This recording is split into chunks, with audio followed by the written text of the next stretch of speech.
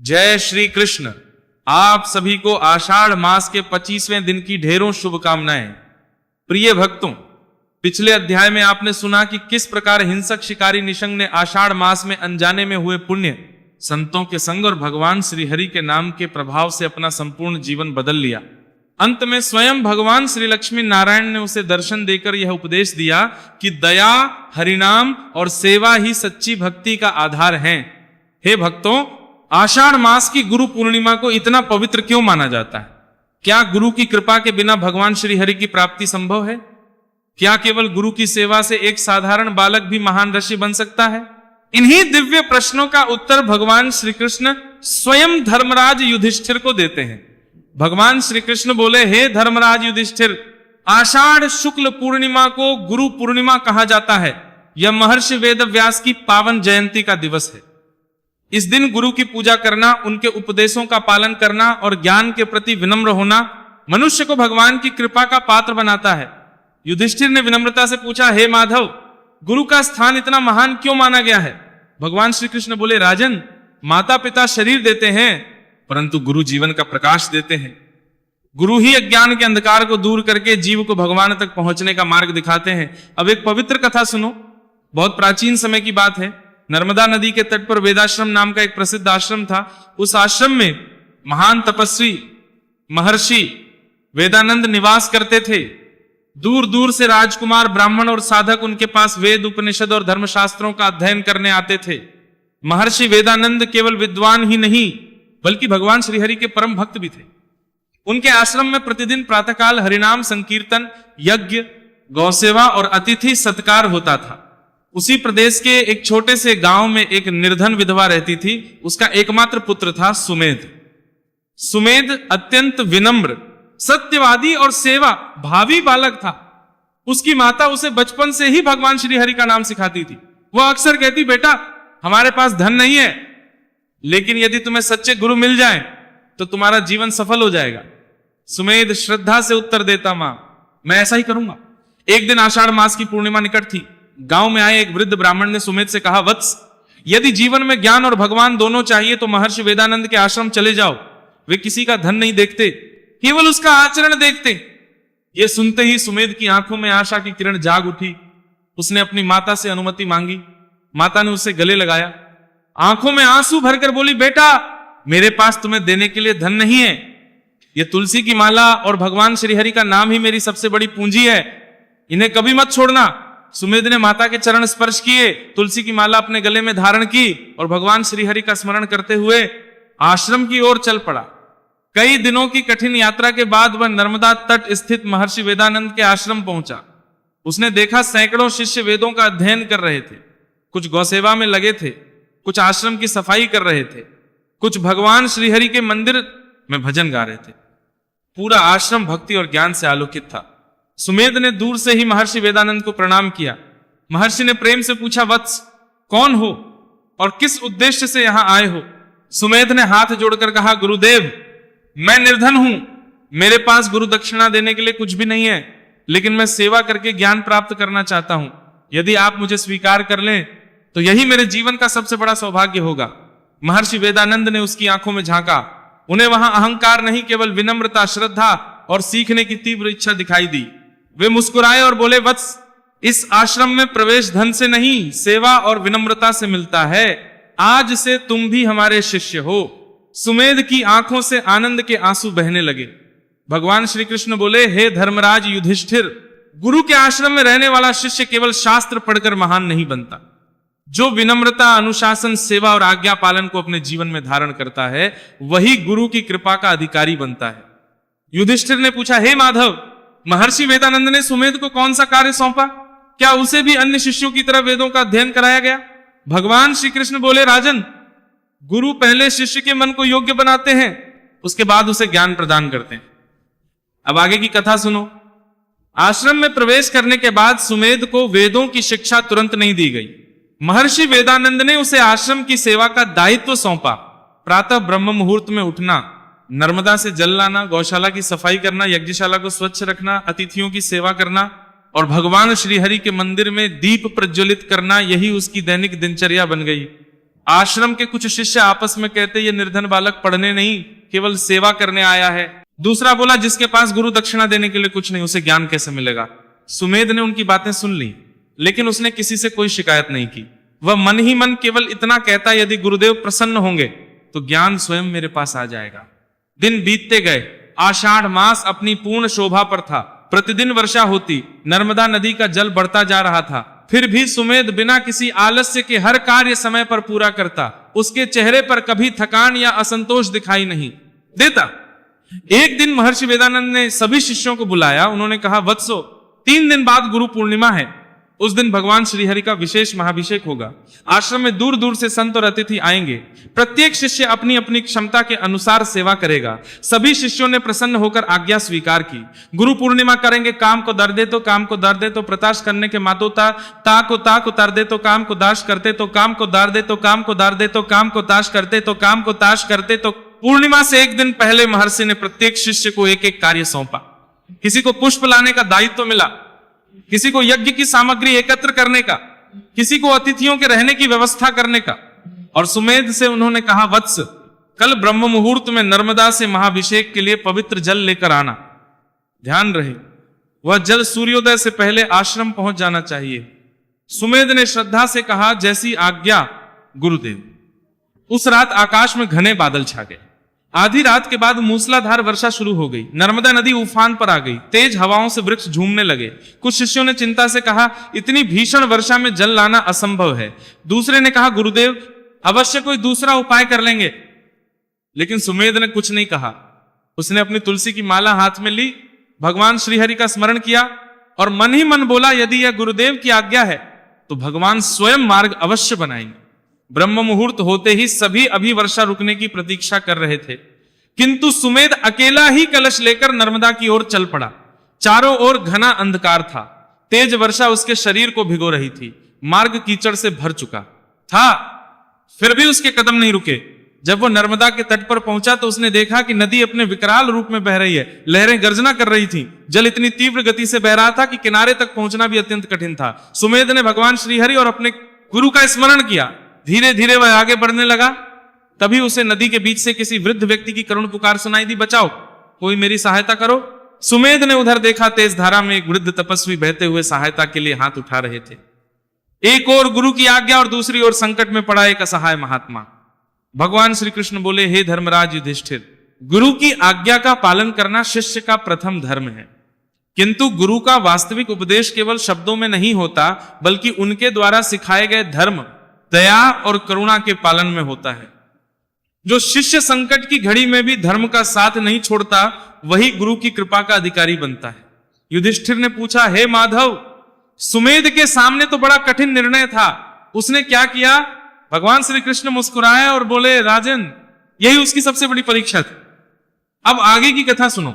नर्मदा का जल प्रचंड वेग से बह रहा था। लहरें चट्टानों से टकराकर भयंकर गर्जना कर रही थी। वृद्ध तपस्वी बार बार सहायता के लिए पुकार रहे थे। सुमेध ने अपने हाथ में रखा कलश देखा, फिर उसने उस वृद्ध की ओर देखा। कुछ क्षणों के लिए वह मौन खड़ा रहा, फिर उसने दृढ़ निश्चय कर लिया। उसने कलश को सुरक्षित एक ऊंची चट्टान पर रखा और बोला, यदि मैं केवल जल लेकर लौट जाऊं और एक प्राणी को मरते देखूं तो मैं गुरुदेव की शिक्षा का पालन कैसे करूंगा? गुरु ने तो हमें दया और धर्म का मार्ग सिखाया है। यह कहकर वह बिना अपने प्राणों की चिंता किए तीव्र धारा में कूद पड़ा। तेज लहरें उसे बार बार बहाने का प्रयास कर रही थीं। कभी उसका पैर फिसलता, कभी जल उसके सिर के ऊपर से गुजर जाता, लेकिन उसके मुख से निरंतर एक ही मंत्र निकल रहा था, ओम नमो भगवते वासुदेवाय। कुछ ही क्षणों में वह वृद्ध तपस्वी तक पहुंच गया। उसने उनका हाथ मजबूती से पकड़ लिया। बहुत कठिन प्रयास के बाद दोनों किसी प्रकार नदी के किनारे पहुंचे। वृद्ध तपस्वी का शरीर कांप रहा था। सुमेध ने तुरंत अपना भीगा हुआ उत्तरीय उतार कर उन्हें ओढ़ा दिया। पास की सूखी लकड़ियां इकट्ठी करके अग्नि प्रज्वलित की, उन्हें गर्म जल पिलाया। जब तपस्वी को कुछ होश आया तो उन्होंने स्नेह से पूछा, वत्स, क्या तुम्हें पता है कि मेरी सहायता करते करते तुम अपने गुरु की आज्ञा पूरी करने में देर कर सकते हो? सुमेध ने विनम्रता से उत्तर दिया, महाराज, यदि गुरुदेव की आज्ञा का अर्थ केवल समय पर जल पहुंचा देना होता और मैं आपके प्राणों की रक्षा न करता तो मैं स्वयं को उनका शिष्य कहने योग्य नहीं रहता। मेरे गुरु ने मुझे जीवों पर दया करना सिखाया है। वृद्ध तपस्वी की आंखों में संतोष की चमक आ गई। वे मन ही मन मुस्कुराए। उधर आश्रम में सूर्योदय निकट आ रहा था। अन्य शिष्य आपस में चर्चा कर रहे थे। एक बोला, लगता है सुमेध वापस नहीं आएगा। दूसरा हंसकर बोला, हमने पहले ही कहा था कि इतना कठिन कार्य उसी को मिलेगा। लेकिन महर्षि वेदानंद शांत बैठे थे। उनके मुखारा के साथ हरानत करें, पर चिंता नहीं, बल्कि गहरी मुस्कान थी। उन्होंने धीरे से कहा, जिस शिष्य के साथ भगवान श्री हरि चलते हैं उसका कोई अनिष्ट नहीं होता। इधर सुमेध ने वृद्ध तपस्वी को सुरक्षित स्थान पर बैठाया। फिर उसे अपने गुरु की आज्ञा स्मरण हुई। वह तुरंत चट्टान पर रखा कलश लेने गया। आश्चर्य! इतनी प्रचंड वर्षा और तेज हवा के बाद भी कलश अपने स्थान पर सुरक्षित रखा था। उसमें भरा जल भी एक बूंद कम नहीं हुआ था। सुमेध ने इसे भगवान श्रीहरि की कृपा मानकर प्रणाम किया। फिर शीघ्रता से आश्रम की ओर चल पड़ा। जब वह आश्रम पहुंचा तब गुरु पूर्णिमा की पूजा प्रारंभ होने ही वाली थी। सभी शिष्य उसकी ओर देखने लगे। कुछ ने सोचा अब गुरुदेव अवश्य इसे दंड देंगे। लेकिन महर्षि वेदानंद ने जैसे ही सुमेध के भीगे हुए वस्त्र और उसके हाथ में कलश देखा, वे अपनी आसंदी से उठ खड़े हुए। उन्होंने प्रेम से पूछा, वत्स, मार्ग में क्या हुआ? सुमेध ने बिना किसी गर्व के पूरी घटना सुना दी। उसने यह भी नहीं बताया कि उसने अपने प्राणों की परवाह किए बिना नदी में छलांग लगाई थी। उसके लिए तो वो केवल अपना कर्तव्य था। महर्षि वेदानंद की आंखें प्रसन्नता से भर उठी। उन्होंने मन ही मन तो मिला कि कहां आज इस बालक ने गुरु सेवा का वास्तविक अर्थ समझ लिया है। भगवान श्री कृष्ण बोले, हे धर्मराज युधिष्ठिर, गुरु केवल शिष्य के ज्ञान की परीक्षा नहीं लेते, वे उसके हृदय की भी परीक्षा लेते हैं। जिसने सेवा, दया, विनम्रता और त्याग को अपने जीवन में धारण कर लिया, समझो उसने आधा ज्ञान प्राप्त कर लिया। शास्त्रों का ज्ञान बाद में आता है, लेकिन सदाचार पहले आता है। युधिष्ठिर ने पूछा, हे माधव, क्या महर्षि वेदानंद पहले से ही सब कुछ जानते थे? भगवान श्री कृष्ण मुस्कुराकर बोले, राजन, सच्चे गुरु अपने शिष्य के प्रत्येक भाव को जान लेते हैं। अब आगे की कथा सुनो। आश्रम में गुरु पूर्णिमा का भव्य उत्सव प्रारंभ हो चुका था। यज्ञशाला सुगंधित पुष्पों से सुसज्जित थी। भगवान श्रीहरि के विग्रह का अलौकिक श्रृंगार किया गया था। चारों ओर वेद मंत्रों की ध्वनि गूंज रही थी। दूर दूर से आए तोषी, मुनि और ब्राह्मण सभा में विराजमान थे। सभी शिष्य अपने अपने गुरु के चरणों में पुष्प अर्पित कर रहे थे। महर्षि वेदानंद ने सुमेध को अपने समीप बुलाया। उन्होंने उसके हाथ से नर्मदा का पवित्र जल ग्रहण किया। उसी जल से भगवान श्रीहरि का महाभिषेक किया।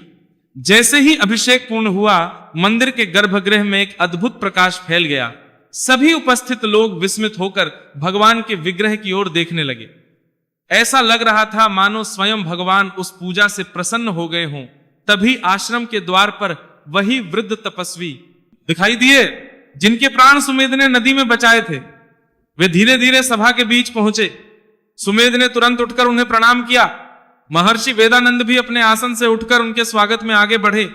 यह देखकर सभी शिष्य आश्चर्यचकित रह गए। वे सोचने लगे, गुरुदेव स्वयं इस वृद्ध तपस्वी को इतना सम्मान क्यों दे रहे हैं? महर्षि वेदानंद ने विनम्रता से कहा, भगवान, आपका हमारे आश्रम में स्वागत है। कृपा करके इस सभा को अपने दर्शन से धन्य कीजिए। यह सुनकर सभी शिष्य और भी चकित हो गए। वृद्ध तपस्वी ने सुमेध की ओर प्रेम से देखा। फिर बोले, महर्षि, आपका यह शिष्य केवल अध्ययन में ही नहीं बल्कि सेवा और करुणा में भी श्रेष्ठ है। आज इसने अपने गुरु की शिक्षा को अपने आचरण से सिद्ध कर दिया। तभी वृद्ध तपस्वी के शरीर से दिव्य प्रकाश निकलने लगा। उनकी जटाएं स्वर्णिम आभा से चमक उठी। उनके हाथ में एक दिव्य ग्रंथ प्रकट हुआ। उनके मुखमंडल पर अलौकिक तेज फैल गया। पूरा आश्रम दिव्य प्रकाश से भर उठा। सभी ऋषि मुनि हाथ जोड़कर खड़े हो गए। महर्षि वेदानंद ने भाव विभोर होकर कहा, सभी श्रद्धा से प्रणाम करें। ये कोई साधारण तपस्वी नहीं है। क्षण भर में वृद्ध तपस्वी अपने वास्तविक स्वरूप में प्रकट हुए। वे थे महर्षि वेद व्यास।